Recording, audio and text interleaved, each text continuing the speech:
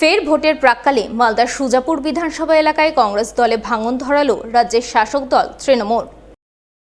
সুজাপুর বিধানসভার কালিয়াচক ১ নম্বর ব্লকের জালুয়াবাদাল গ্রাম পঞ্চায়েত এলাকার কংগ্রেসের পঞ্চায়েত সমিতির সদস্য দেবদুলাল মণ্ডল এবং নওদা যদুপুরের ভাগলপুর এলাকার কংগ্রেসের গ্রাম পঞ্চায়েত সদস্য নুরুদ্দিন মমিন কংগ্রেস দল ছেড়ে সদলবলে যোগদান করলেন তৃণমূলে। সোমবার এই যোগদান কর্মসূচি অনুষ্ঠিত হলো কালিয়াচক ১ নম্বর ব্লক তৃণমূল কার্যালয়ে। সেখানে সুজাপুরের তৃণমূল প্রার্থী সাবিনা ইয়াসমিন, জেলা তৃণমূলের সাধারণ সম্পাদক সামিজউদ্দিন আহমেদ, পঞ্চায়েত সমিতির পূর্ত কর্মাধ্যক্ষ কামাল শেখ সহ অন্যান্যদের হাত ধরে কংগ্রেস ত্যাগীরা আনুষ্ঠানিকভাবে তৃণমূলে যোগদান করেন।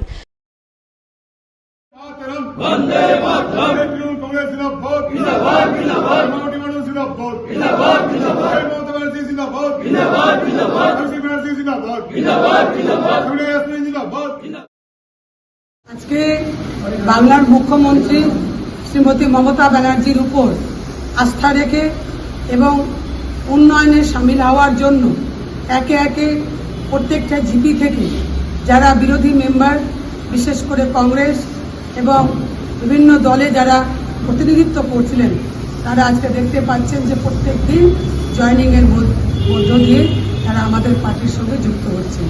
এই মুহূর্তে আমাদের দুদিকে দুজন, একজন পঞ্চায়েত সমিতির সদস্য জালুয়াবাদাল জিপি থেকে দেবদুলাল বাবু, উনি প্রতিনিধিত্ব করছিলেন।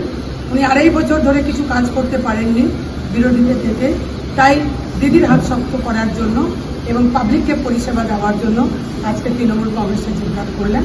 এবং আমার বাম পাশে যিনি আছেন, উনি আমাদের যদুপুর অঞ্চলের ভাগলপুরের উনি আমাদের গ্রাম পঞ্চায়েতের সদস্য নুরুদ্দিন বাবু, উনিও আজকে আমাদের দলে যুক্ত হয়ে আমাদের দলকে এগিয়ে নিয়ে যাওয়ার জন্য বদ্ধপরিকর হলেন এবং ওনারা আশাতে আমাদের শক্তি বৃদ্ধি হলো এবং আমরা সকলে ওনাদেরকে আমাদের তৃণমূল কংগ্রেস পরিবারে স্বাগত জানাচ্ছি। ভোটের আবহে মালদার হরিশ্চন্দ্রপুর থানা এলাকায় এক যুবকের রক্তাক্ত মৃতদেহ উদ্ধারের ঘটনায় সোমবার জোর চাঞ্চল্য ছড়ালো হরিশ্চন্দ্রপুর থানার ইসলামপুর গ্রাম পঞ্চায়েতের নয়াপাড়া বাদ এলাকায়। পরিবারের দাবি তাকে কেউ বা কারা খুন করেছে, তবে খুন নাকি দুর্ঘটনা তা নিয়ে ধন্দে পুলিশ। জানা গেছে মৃত যুবকের নাম আজমাল হোসেন, বয়স ২১ বছর, বাড়ি হরিশ্চন্দ্রপুর ১ নম্বর ব্লকের মালিয়র ২ নম্বর অঞ্চলের দক্ষিণ তালসুর গ্রামে।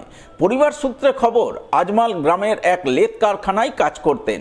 তিনি রবিবার রাত ৯টা নাগাদ তার কারখানার মালিকের বাইক নিয়ে শ্বশুরবাড়ি যাওয়ার উদ্দেশ্যে রওনা দেন, কিন্তু রাতে শ্বশুরবাড়ি যাননি। সোমবার সকালে বাড়ি থেকে প্রায় ১৫ কিলোমিটার দূরে হরিশ্চন্দ্রপুর থানার বাংলা বিহার সীমান্তের ইসলামপুর গ্রাম পঞ্চায়েতের নোয়াপাড়া বাঁধের ধারে তার রক্তাক্ত মৃতদেহ উদ্ধার হয়। ঘটনাস্থল থেকে পুলিশ মৃত যুবকের মোটর বাইক উদ্ধার করলেও তার মোবাইল মেলেনি। ঘটনায় পরিবারবর্গের দাবি কেউ বা কারা তাকে খুন করে দেহ বাঁধের ধারে ফেলে পালিয়েছে। তবে খুন নাকি দুর্ঘটনা তা খতিয়ে দেখতে পুলিশ তদন্ত শুরু করেছে বলে জানা গেছে। সন্ধ্যার বেলায় রাত্রি প্রায় ৮টা থেকে ৯টার মধ্যে উনি শ্বশুর বাড়ি যাবো বলে বেরিয়ে গেছে। এই শ্বশুর বাড়ি যাবো বলে যে বেরিয়ে গেছে, তারপরে তো আমরা ভাবলাম যে হয়তো শ্বশুর বাড়ি চলে গেছে। শ্বশুর বাড়ি যাওয়ার পরে আর আমাদের কিন্তু আর সাথে আর কোনো যোগাযোগ নেই। আমরা সকালবেলায় শুনছি যে তার মরদেহ নাকি খোপাকাটি থেকে প্রায় ৩ কিলোমিটার দূরে বস্তা গ্রামের পাশাপাশি, এবং আমাদের বাড়ি থেকে সেটা ১৫ কিলোমিটার। তার পার্শ্বে তার গাড়িটা একটা অক্ষত অবস্থায় পাওয়া যায়, কিন্তু মনে হয় যে সেই গাড়িটাকে হাতে ভাঙানো হয়েছে, এরকম আমাদের ধারণা, এবং তাকে প্রকৃতভাবে একদম খুন করা হয়েছে, এটা একদম নিশ্চিত আমার মনে হয়। এই পরিপ্রেক্ষিতে আমরা চাইছি যে তার সঠিক একটা তদন্ত হোক। আগের চিহ্ন অনেকগুলো আছে, আমি যেমন দেখলাম এখন তার গলায় প্রচণ্ড দাগ আছে, প্রায় ৭ থেকে ৮ জায়গাতে দাগ আছে, এবং তার একটা ব্যাকওয়ার্ড এরিয়াতেও কিন্তু একটা দাগ আছে। মাথাতে প্রচণ্ড চোট মারানো হয়েছে, এটা মনে হচ্ছে যে রড দিয়েই মারানো হয়েছে।